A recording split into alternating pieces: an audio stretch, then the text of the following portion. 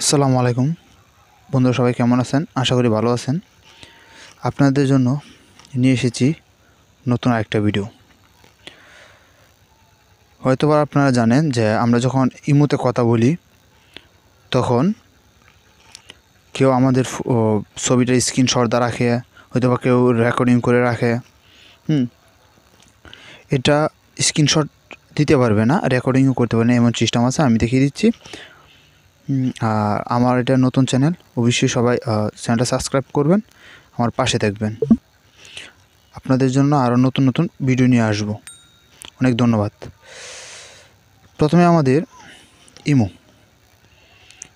ইমোতে চলে যেতে হবে। চলে গেলাম ইমোতে। দেখেন কোনায় যে লোগো আপনাদের ছবি থাকবে ওইটার উপরে ক্লিক করেন।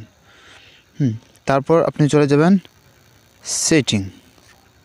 সেটিংসে চলে যাওয়ার পর আবার চলে যাবেন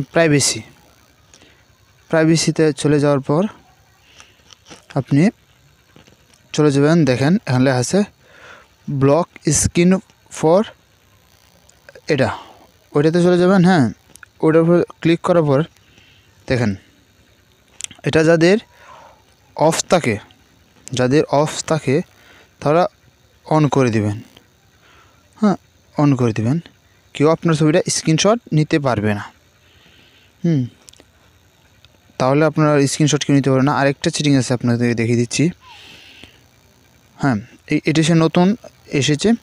আপনি যদি চান তাহলে ধরেন একজনের কাছে মেসেজ পাঠাবেন বা পিকচার পাঠাইছেন, তখন যদি মনে করেন যে অন্য কেউ দেখলে সমস্যা, তাহলে দেখেন ক্লিক করার পর দেখেন এটা যদি 1 ডে দিয়ে দেন তাহলে মনে করবেন যে একদিন যে পিকচারটা আপনি বা ইয়াটা পাঠাইছেন, SMS-টা পাঠাইছেন, একদিন পরে অটোমেটিকলি ডিলিট হয়ে যাবে।